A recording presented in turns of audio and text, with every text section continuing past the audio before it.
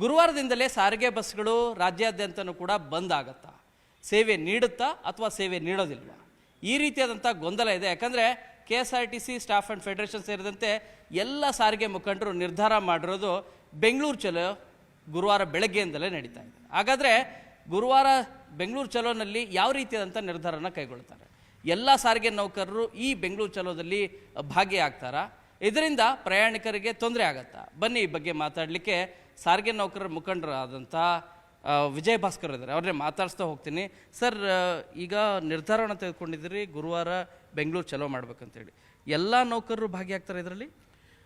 ನಾವು ಈ ಬೆಂಗಳೂರು ಚಲೋ ಕಾರ್ಯಕ್ರಮಕ್ಕೆ ಕರೆ ಕೊಟ್ಟಿರೋದು ನಮ್ಮ ಕಾರ್ಯಕರ್ತರು ಮತ್ತು ಜಂಟಿ ಕ್ರಿಯಾ ಸಮಿತಿಯ ಬೇರೆ ಬೇರೆ ಸಂಘಟನೆಗಳ ಕಾರ್ಯಕರ್ತರು ಭಾಗವಹಿಸಬೇಕು ಅಂಥೇಳಿ ನಾವು ಕರೆ ಕೊಟ್ಟಿರೋದು. ನಾವು ಎಲ್ಲ ನೌಕರರಿಗೂ ಇವತ್ತು ಕೆಲಸ ನಿಲ್ಲಿಸಿ ಈ ಬೆಂಗಳೂರು ಚಲೋಗೆ ಬನ್ನಿ ಅಂಥೇಳಿ ನಾವು ಕರೆ ಕೊಟ್ಟಿಲ್ಲ.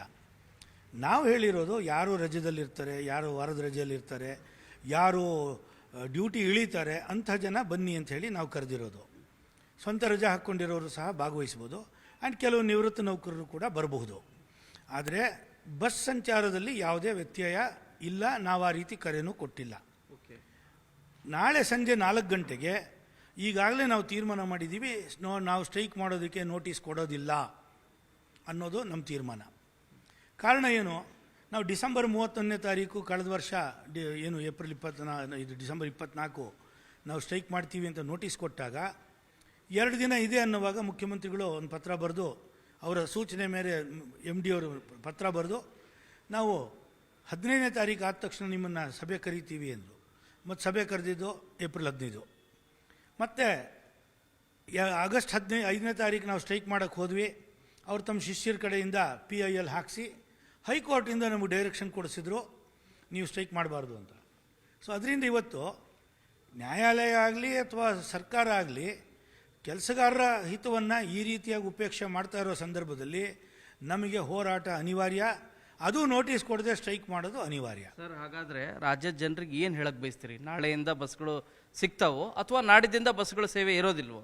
ಈಗ ನಾಳೆ ಸಾಯಂಕಾಲ 4 ಗಂಟೆಗೆ ಜಂಟಿ ಕ್ರಿಯಾ ಸಮಿತಿ ನಾಳೆ ಬರ್ತಕ್ಕಂಥ ಏನು ಬೆಂಗಳೂರು ಚಲೋ ಕಾರ್ಯಕ್ರಮದಲ್ಲಿ ಭಾಗವಹಿಸ್ತಕ್ಕಂಥ ನಾವೊಂದು ಸುಮಾರು 4-5 ಸಾವಿರ ಜನ ಎಲ್ಲ ಮೂಲೆಗಳಿಂದಲೂ ಬರ್ತಾರೆ.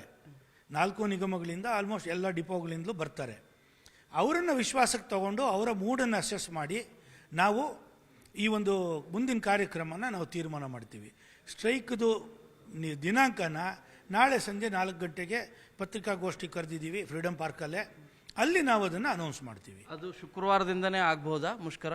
ಆ ರೀತಿ ಇಲ್ಲ, ಅದು ನಾಳೆ ಸಂಜೆ 4 ಗಂಟೆಗೆ ಗೊತ್ತಾಗುತ್ತೆ. ನಾಳೆ ಇಡೀ ದಿವಸ ಚರ್ಚೆ ನಡೆಯುತ್ತೆ, ಇಡೀ ದಿವಸ ಭಾಷಣಗಳಿರುತ್ತೆ, ಜನಗಳ ಅಭಿಪ್ರಾಯನ ತಗೋತೀವಿ ನಾವು ಆ ಪ್ರೋಸೆಸ್ಸಲ್ಲಿ ಮಾಡಿ 4 ಗಂಟೆಗೆ ನಾವು ಅದನ್ನು ಅನೌನ್ಸ್ ಮಾಡ್ತೀವಿ ದಿನಾಂಕನ. ಈ ನಡುವೆ ಸರ್ಕಾರ ಆರ್ಥಿಕ ಇಲಾಖೆಯ ಜೊತೆಗೆ ಮತ್ತು ಅದರಲ್ಲೂ ಕೂಡ ಸಾರಿಗೆ ಇಲಾಖೆ ಅಧಿಕಾರಿಗಳೆಲ್ಲರೂ ಕೂಡ ಸಭೆಯನ್ನು ಮಾಡಿ ನಿರ್ಧಾರವನ್ನು ಕೈಗೊಂಡಿದ್ದಾರೆ ಅನ್ನೋಂಥ ಮಾಹಿತಿ ಲಭ್ಯ ಆಗ್ತಾ ಇದೆ. ಈ ಬಗ್ಗೆ ನಿಮಗೇನಾದರೂ ಈ ಕುರಿತು ತಮಗೆ ಅಧಿಕಾರಿಗಳೇನಾದರೂ ಫೋನ್ ಮಾಡಿ ಮಾಹಿತಿ ಕೊಟ್ಟಿದ್ದಾರಾ ಅಥವಾ ಸಭೆಗೆ ಏನಾದರೂ ಕರೆದಿದ್ದಾರಾ?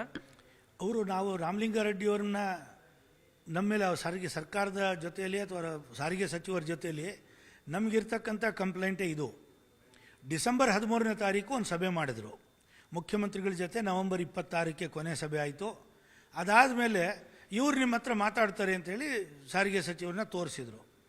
ಅವ್ರು ಡಿಸೆಂಬರ್ 6ಕ್ಕೆ ಸಭೆ ಕರೆದಿದ್ರು, MD ಅವ್ರು ಲಭ್ಯ ಇಲ್ಲ ಅಂಥೇಳಿ ಡಿಸೆಂಬರ್ 13ಕ್ಕೆ ಪೋಸ್ಟ್ಪೋನ್ ಮಾಡಿದರು. ನಾವು 13ನೇ ತಾರೀಕು ಸಭೆಗೆ ಹೋದ್ವಿ. ಅವರಲ್ಲಿ ಒಂದು ಪ್ರಸ್ತಾಪನ ಹೇಳಿದ್ರು, ಏನು 14 ತಿಂಗಳು ನೀವು ಒಪ್ಕೊಂಬಿಡಿ, ನಾವು ಅದನ್ನು 1/3/26ಕ್ಕೆ ನಾವು ಮಾಡ್ತೀವಿ ಅಂತೆಲ್ಲ ಹೇಳಿದ್ರು. ಅದನ್ನು ನಾವು ಒಪ್ಪೋದಿಲ್ಲ ಅಂಥೇಳಿ ಅವತ್ತೇ ಅವರಿಗೆ ಇವರಿಗೆ ಸಾರಿಗೆ ಸಚಿವರಿಗೆ ಭಾಳ ಸ್ಪಷ್ಟವಾಗಿ ನಮ್ಮ ಅಭಿಪ್ರಾಯ ತಿಳಿಸಿ ಬಂದ್ವಿ. ಈಗ ಅದಾದಮೇಲೆ ನೀವು ಸಭೆ ಕರೀರಿ ಅಂಥೇಳಿ ನಾವು ಅವ್ರಿಗೆ ಹೇಳಿದ್ವಿ.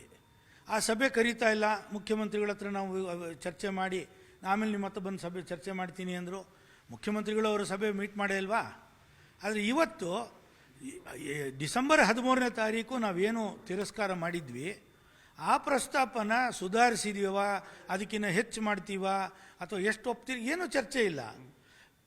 ಹೆಚ್ಚು ಕಡಿಮೆ 2.5 ತಿಂಗಳಾಯಿತು. ಅಲ್ಲ, ಈಗ ತೆಗೆದುಕೊಂಡಿರೋ ನಿರ್ಧಾರ ನೋಡಿದ್ರೆ ಅಂದರೆ ವೇತನ ಹೆಚ್ಚಳ ಮಾಡ್ತಿದ್ದಾರೆ, ಆದರೆ ಹಿಂದಿನಿಂದ ವೇತನ ಹೆಚ್ಚಳ ಮಾಡೋದಿಲ್ಲ ಮತ್ತು ನಿಮ್ಮ ಹಿಂಬಾಕಿಯಲ್ಲೂ ಕೂಡ ಒಂದಷ್ಟು ಕಡಿತ ಮಾಡಿ ಕೊಡ್ತಾರೆ ಅಂತೇಳಿ, ಇದಕ್ಕೆ ನೀವು ಒಪ್ತೀರಾ?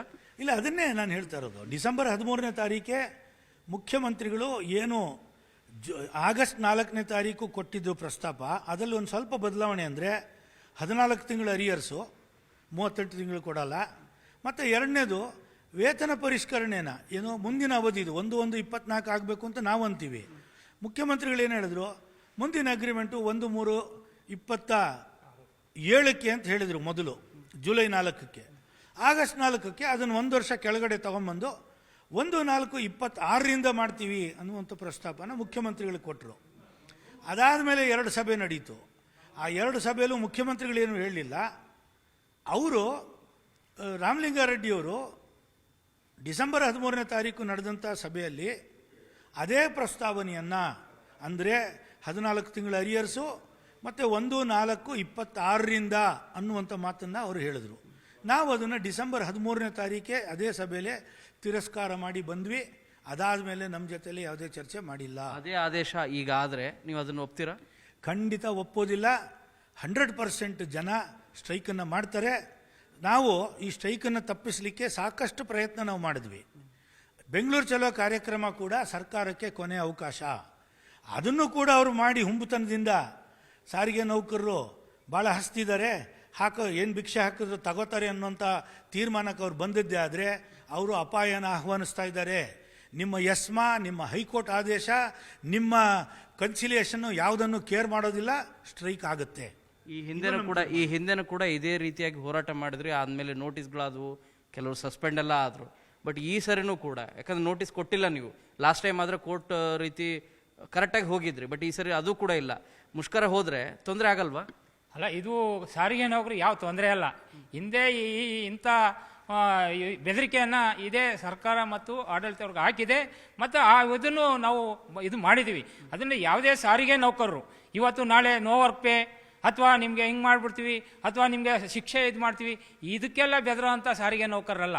ಯಾಕೆಂದರೆ 2 ವರ್ಷದಿಂದ ಕಾಯ್ತಾ ಇರ್ತಕ್ಕಂಥ ಇದನ್ನು ಇನ್ನೂ ಕೂಡ ನೀವು ಮೀನಾಮೇಷ ಹೇಳ್ತೀರಾ ಅಂದರೆ 1,15,000 ಕಾಯ್ತಾ ಇದ್ದಾರೆ. ಅದನ್ನು ನಾಳೆ ಬೀದಿಗಿಳಿತಾರೆ ಅವರು. ಆ ಬೀದಿಗಿಳಿ ತಡಿಬೇಕಾದ್ರೆ ಒಳ್ಳೆ ರೀತಿ ಇರಬೇಕು. ನಾನು ಇಷ್ಟು ಕೊಡ್ತೀನಿ ಅಷ್ಟು ಕೊಡ್ತೀನಿ ಅಂತಲ್ಲ. ನಮ್ಮದು 38 ತಿಂಗಳ ಅರಿಯಸು 20ರದು 1/1/24 ಅಗ್ರಿಮೆಂಟು. ಅದಾದರೆ ಮಾತ್ರ 1,15,000 ಜನ ಒಪ್ತಾರೆ ಹೊರತು ನೀವು ಹೇಳಿದ್ದೆಲ್ಲ ಒಪ್ಕೊಳಕ್ಕೆ ತಯಾರಿಲ್ಲ. ಅದೇನಾದ್ರು ಆದರೆ ನಾಳೆ ಇದೇ 1,15,000 ಬೀದಿಗಿಳಿತಾರೆ, ಹೋರಾಟ ಆಗುತ್ತೆ. ಯಾವಾಗಿಂದ ಸರ್? ಅದು ನಾಳೆ 4 ಗಂಟೆ ನಂತರ ತೀರ್ಮಾನ ಆಗುತ್ತದೆ.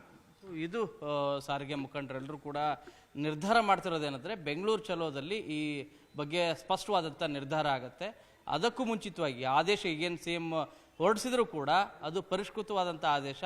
ಆ ಆದೇಶವನ್ನು ನಾವು ಸಭೆಯಲ್ಲೇ ನಾವು ತಿರಸ್ಕಾರ ಮಾಡಿದ್ದೀವಿ. ಈಗ ಆದೇಶ ಹೊರಡಿಸಿದ್ರು ಕೂಡ ನಾವು ಅದನ್ನು ಒಪ್ಪೋದಿಲ್ಲ, ಎಲ್ಲರೂ ಕೂಡ ಬೀದಿಗಿಳಿದು ಹೋರಾಟ ಮಾಡ್ತೇವೆ ಅಂತೇಳಿ ಸರ್ಕಾರಕ್ಕೆ ಎಚ್ಚರಿಕೆಯನ್ನು ನೀಡ್ತಾ ಇದ್ದಾರೆ. ಕ್ಯಾಮ್ರಾ ಪರ್ಸನ್ ರಾಯ್ಡು ಜೊತೆ ಶರಣು ಹಂಪಿ, ನ್ಯೂಸ್ 8.